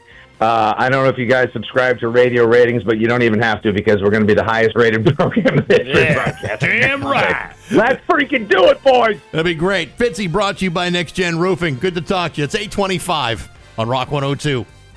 Rock 102. For less when you can drive off with more. Hey, it's Cassie from Curry Honda in Chicopee. At Curry Honda, every new and used vehicle with the Curry Advantage is stacked with value at zero extra cost. We're talking up to 7-year, 100,000-mile warranty on new vehicles, including AC components. You also score 1 year maintenance with oil changes and tire rotations, 1 year road hazard protection, key replacement, and even paint protection. More value, more coverage with the Curry Advantage. Only at Curry Honda in Chicopee on Memorial Drive, or shop us online at curryhondamass.com. Facility managers, tired of searching for acoustic ceiling panels down the aisles of a big box store, only to find low-grade junk and no one to help? Assistance in aisle 19, maybe? Stop wasting time. At Rocky's Acoustics, we specialize in top-quality ceiling tiles and wall panels from all major manufacturers. Perfect for schools, offices, hospitals, and industrial buildings. We know what you need. We stock what works, and we even offer installation to make things a cinch. Rocky's Acoustics. Better product, better price, better service. Google Rocky's Acoustics. It's 8:28 with Bax and Nagle on Rock 102. It's going to be sunny today with a high of 79. It's 63 right now in downtown Springfield. This week at Baxy's Musical Podcast, great conversation with Darren Hill from the band The Red Rockers. You may remember them from their 1983 hit, China. Remember that song? Yeah. Do you remember that song? Yes, I do. Oh, that's good. Yeah. Big new wave classic. Very big new wave classic. That song is still played all over the place. Anyway, they got a brand new album out. It's actually a live record from their reunion show in New Orleans. It's called It's in Our Blood. It's really, really cool. Brought to you by Liberation Hall Records. But Darren's career didn't just stop at the Red Rockers. In fact, he had a whole second career as a talent manager, managed the New York Dolls, the Muddy Muddy Boss Tones, the Dropkick Murphys, Paul Westerberg from The Replacements. amazing bunch of stories. Definitely want to check out that interview on Apple Podcasts, Spotify, YouTube, and on the app. All brought to you by Metro Chrysler, Dodge, Jeep, and Ram at Chicopee and Rock 102, Springfield's Classic Rock. We got a wild story out of Ludlow, and it's coming up in news. Coming up next to Rock 102. 8:32 with Bax and Nagle on Rock 102. It's time for news brought to you by Gary Rome Hyundai. Technicians get up to a $5,000 sign-in bonus right now. Learn more at GaryRomeHyundai.com/family. His local radio icon, Steve Nagle. Thanks, Bax. Ludlow police arrested a naked man, who allegedly threatened a dog walker with a weapon and choked that man's dog Sunday morning on the town's Riverwalk. 34-year-old Alexander Morano of Ludlow is facing multiple charges ranging from assault and battery and animal cruelty to open and gross lewdness. According to Ludlow police, officers were called to the Riverwalk for the reported threat to the dog shortly before 9:30 a.m. There they found Morano, who was naked. That's suspicious. He was taken into custody without incident and refused medical treatment after being evaluated by paramedics. The victim told police the suspect had threatened him with a weapon and attacked him and his dog. At one point, picking up and choking the dog, which is an adult pit bull. Neither the victim nor the dog were seriously injured, according to police. An extensive search of the area was made, but no weapons were found. Ludlow Police Chief Michael Brennan said, "Our officers handled this difficult situation with compassion and professionalism. They followed their training, took the suspect into custody without violence, and no one involved in the incident suffered any serious injuries." Morano was taken to Hampden County Correctional Center in Ludlow pending arraignment. The complete list of charges are as follows: disorderly conduct, threat to use a deadly weapon, assault and battery, open and gross lewdness, cruelty to animals, and indecent exposure. Well, that seems to be quite a lot piled onto this young fella. See, I would have had him handcuffed and then looked down at his downtown area and go, I guess we're going to have to throw this one out due to lack of evidence, if you know what I'm saying. You know, though, attacking the dog. I can understand attacking a runner, but leave the dog alone. Yeah, why do you gotta why you gotta do that? Why you gotta choke the? Actually, there's a whole bunch of parts of the story you say why you gotta do that, like get naked, act in a gross and lewd way. Well, listen, I mean, it was a beautiful morning yesterday morning. I'm sure the Riverwalk was. I've been there with Chip Harrington in the winter. Yep. You think Chip Harrington should go on a Riverwalk with the naked guy? That's what he should be doing. You want to get likes and clicks on your YouTube channel? Take a walk with a naked guy for a while. Listen, I've seen Chip's video podcast on YouTube where he talks to all kinds of local mucky mucks on the Riverwalk. I don't think he wants to do any interview with anyone who is naked at the time. And, to be quite honest, all of my gross lewdness is done in the confines of my own home. Well, as it should be. Right. But what if this man was, I don't know what this man looks like, but maybe he was like, a welcome naked. Maybe there's good naked and there's bad naked. Maybe he's a good naked. I know when you come off the bridge and there's a big sign, welcome to Ludlow. Yeah. I don't know if this guy should be like the Walmart greeter of Ludlow. Yeah. Welcome to Ludlow. How may I direct you? Hello. Hello from down below Ludlow. You could take East Street, turn to the one side, or West Street, or Center Street. Would you like to take a walk on the sea anal? No, I don't. Are you sure? I don't think anyone wants to do that. Well, anyway, I'm glad that nobody was seriously hurt. No, nobody was seriously hurt. Strange behavior. I don't know what happened. I'm assuming maybe there might have been something else involved. Who knows? Causing a man to get completely naked at 9:30 on a Sunday morning. I mean, this is more like 2 a.m. behavior. I've never been naked in Ludlow. Well, wouldn't you like to be? No, but not because there's anything wrong with being naked in Ludlow. I just that's. Yeah, I have no I don't have a list of my top 5 towns to be naked in Western Mass. I mean, I don't know. I mean, they're really doing a nice thing with that Riverwalk down there. I know they are. who doesn't want to take a naked stroll through a revitalized neighborhood? A lot of exciting things going on in that mill building. Yeah, you just walk. Here I am, naked. Yes, I prefer my river walks to be fully clothed. I'm in my birthday suit, walking down Ludlow Riverwalk. Yeah, see, I don't know if that's something that Ludlow wants. And who knows? Maybe the pit bull tried to take a bite of the hot dog, if you know what I'm saying. That's a possibility, and that would maybe justify your actions against the runner and the adult pit bull, but maybe not. Maybe there's a part of the story that we just don't know. And I'm going to assume there's a lot to the story we don't know, because after all, it was reported on by local media types. They quoted the pit bull, by the way. He said, "How was the attack?" And the dog said, "Rough." No, he said, "Tastes like fireballs." Yes. It's just like fireballs. Well, I mean, you got a little. Maybe the dog nipped him a little bit. Who knows? Who knows what happened? You're absolutely right, Steve. I mean, to provoke an attack against a pit bull, you would think that the pit bull did something. And I'm not victim blaming here. Listen, I'm just saying. You don't know what was going on here. I just find it hard to believe that a naked man just minding his own business. Walking, as most naked men would do, walking down the river walk at 9:30 on a Sunday morning. I have to think that the pit bull might have been so you think antagonist or protagonist? What do you call it? Protagonist or antagonist? Antagonist. So you're thinking that if this goes to court, that the man's the man's defense should be, a man can't walk naked on the river walk in Ludlow without having some problems? What does this society come to? I can't believe this. The weird thing is, he had just stopped at Tandem Bagel. He was holding 24 of them.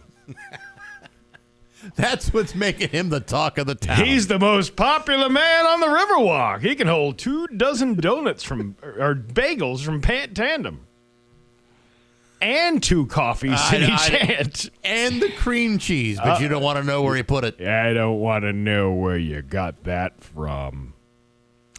I think we've beaten this story a little bit too much, don't you think? Perhaps. Yeah. A little. Let's see. I'm trying to... the whole thing with Springfield Mayor Dom wrote a letter to the PVTA administrator, Sandra Sheehan, calling for the replacement of its fare-free system with a, quote, structured ridership program. Okay. What does that all mean? So this is his 6-point plan. Oh, boy. To get things back in order. The call follows reports of youth disturbances at Union Station and has met with pushback from other local officials who advocate for the continuation of the current system. Dom emphasized the need for change due to disruptions experienced by various stakeholders. I hear from these businesses, I hear from the residents, I hear from the bus drivers, I hear from the riders what they go through, the disrespect, the threats, the intimidation on it. He added, there needs to be a structured tracking system in place. I have a structured tracking system. And I need cash now. Actually, there's no cash. It's just a free ride that you get. The PVTA's Tri-Transit Zero Fare program is currently extended through June 30th of 2026. This statewide initiative was funded by lawmakers a few years ago. However, other local officials understand the mayor's frustration, but state that he cannot unilaterally end the program. Springfield City Council members previously identified the PVTA as playing a critical role in the region's economy during the COVID-19 pandemic. At-large City Councilor Justin Hurst recalled the benefits of free transportation. Hurst noted, when we were pushing for free transportation, took the bus, there were people on there that needed to get to work, and there were a lot of people on there that were using it for good reasons. Regular passengers and local officials have also suggested that instead of eliminating the fare-free program, there should be more permanent policing.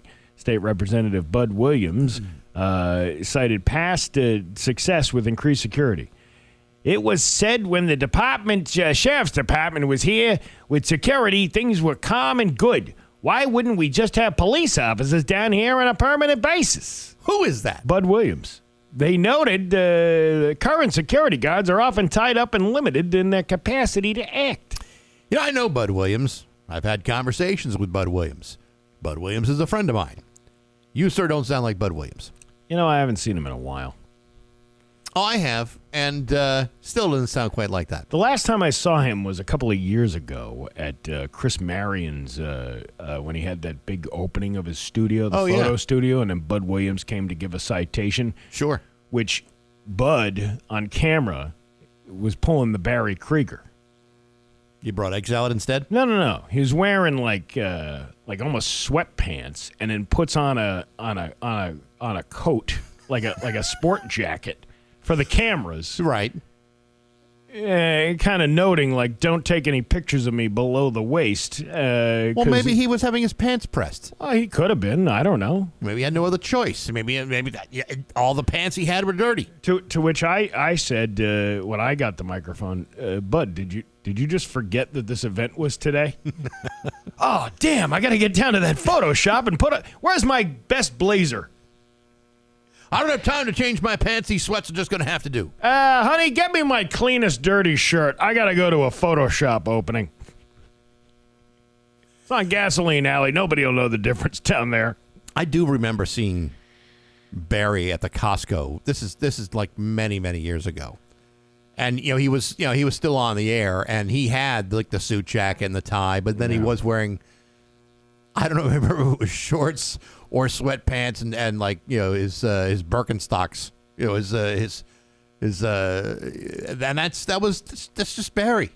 That's Barry. Well, he was known for wearing comfortable shoes behind the dues desk. Why wouldn't you? And then he actually told me that years ago when I was like doing wedding DJ stuff, because my feet would be killing me after a night of doing that. Yeah. And then you'd have these dress shoes on because you have to look somewhat presentable when you're at somebody's wedding for some reason. Sure. And he's like, why don't you just wear black sneakers? He's like, nobody will even know nobody even cares. Nobody cares what the DJ is wearing on his feet. They just want to make sure that you play the Cupid Shuffle and the other thing, the wobble. The wobble, maybe butterfly kisses during the dance. Even the electric slide, for God's sakes. Nobody's looking at the DJ's shoes. They really aren't. And he was right. He was 100% right about that. And I switched over to a good set of Avias. Oh, yeah.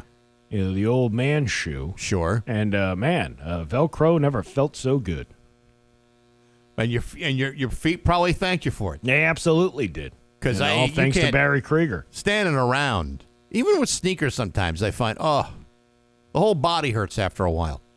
Like after an event. Let's say we do like an event somewhere. It could be anywhere. Yeah. If I'm standing around for 2 hours, waiting to get paid. There ain't nothing like a good Dr. Scholl under your feet. You know what? Quality, comfortable footwear, while it may not look good, totally worth it. My mother used to wear those Dr. Scholl's sandals. Oh yeah, you know the ones. Man, those were some hot ticket items back in the 80s. I bet they were. Yeah, sure. Kept the corns off her feet. Yep. And looked fashionable at the beach. That's the best part about it. Your Pioneer Valley forecast today is going to be sunny with a high of 7. We're ending the conversation about footwear. Finally, something that I'm interested in. Payless closed years ago. I could care less now. As soon as Payless went out of business. I used to like buying my shoes at Kmart, where they were tied together. Oh yeah, and you bring them up to the front, wearing them. Yeah, still tied together, doing like little rabbit jumps. Well, they used to cut the little plastic piece for you once you got it up there, and you paid for it. Comfortable stuff, man. I miss a good Kmart. Me I miss too. the snack bar at the Kmart. Yeah. Why can't they bring something like that back? With the slush puppies and the hot dog. Oh man, I could talk about this forever. But look at the time. You ever put a hot dog on layaway at Kmart? Have I? Yeah. Your Pioneer Valley forecast today. Sunny with a high of 79. It's 64 right now in downtown Springfield. You should see how I attack a hot dog at the Riverwalk in Ludlow. Oh, you were the pit bull that day, aren't you? You ever try to put a sweater on a pit bull? Oh, I have. Yeah, that's what they call the, forget it. It's 64 in downtown Springfield. I'm Steve Nagle, and that's the news on Rock 102. The most powerful. Rock 102, Springfield's Classic Rock. It's 8:52, and Green Day with Bax and Nagle on Rock 102. You know what I've been saying, Bax? No. I've been saying, I wish I had a hot dog the size of a forward from the New York Knicks. And you Okay. can get that right over in Feeding Hills, of all places. Did you know that? I had no idea. Yeah. What are you talking It's about? called the Home Wrecker Hot Dog. It's at Autumn Mist Farm, and it's 18 inches long, if you know what I'm saying. That'd be like 2 9-inch dogs attached to each other. And girth. It's got a lot of girth to it. You know what? I would be disappointed if it would if it looked like a nautical rope. I'd want something that looked substantial. It's meat you cannot beat unless you want to. All right. Now, does this come with an 18-inch bun or Yes, like and so 3 do- 6-inch buns? Yes, and so do I. It sounds delicious, but I have not had the Home Wrecker hot dog. But I would, I'd be willing to give it a go. Here's the thing about working out here in bougie Longmeadow. We are we're part of like a homeowners association. now. Homeowners is what? Yes, exactly. And we are part of one of these. You can't. I don't think you can have grills and stuff out here. Oh yeah, well, not here in this business complex, but yeah, throughout Longmeadow you can own a grill. Yeah, but I'm saying on these grounds, like Yeah, I probably not. can't grill you a Home Wrecker hot dog here. I'd have to microwave it, which nobody wants that. And I don't think we don't have a microwave that could accommodate 18 inches of meat. We don't have a stove anymore. Yeah, that didn't make the move. Although we do have a toaster oven. I bet you if you chopped it up in sections, you could probably toast it in the toaster oven. But we have no means to cook one of these. And, I mean, they're already cooked. It's an all-beef hot dog. But I'm talking like heating it through and getting a nice little crisp on the outside. This is why when they had that party for Pat, they had to cater it. Because we couldn't have the traditional, cookout like we used to have because we had grills. We actually had like 2 grills for a while. And the oven. Okay, but that doesn't necessarily mean he should have gotten bougie food, because that was, whatever that was from, that was some good-looking stuff with dumplings and steak and cheese egg rolls. And I believe that was all done on what we call the business trade. I got a hamburger and a hot dog, and you got scrambled eggs. Happy 30 years, Bax. Boy. Thanks for your contribution. Here's a box full of something from our corporate office with snacks you've never heard of nor would ever buy if you saw them at a TJ Maxx on discount. Because of your overwhelming contributions to our radio station, we are rewarding you with toast. Let's get some toast. Congratulations. Melba toast. I don't know who Do you like Melba's? I don't know who this Melba lady is, but she makes great toast. Didn't you ever go to the Melba Strange Circus down in... I believe it's Melha. Nah. You're thinking it, I think that's what it is. Anyway, as we're talking See, about this Home Wrecker hot dog. See, this is why I got us to. We had to get to at least a certain time in order for us to give away something. Yes, this was all a very intentional conversation because we happen to have. It happens to be an Autumn Mist Monday, and I happen to have a $25 gift card to Autumn Mist Farms. You can get any cut of meat. But the Home Wrecker hot dog will have people around the neighborhood talking for weeks. It's kind of like the highlight of them. I mean, it's their regular beef hot dog, which are so delicious, but in gigantic form, like you're having Gulliver for dinner, and you're a Lilliputian. You're like, whoa! Look at this tall drink of water that just walked into place. That's some lip smacking good meat. Yes, it is. The $25 gift card up for grabs. Farm to table, you can't beat their meat. 10th caller right now at 293-1021 gets the gift card from Autumn Mist Farms. The most popular man of the Autumn Mist Farm just walking around letting it swing out. It's 8:57 at Rock 102. The 2026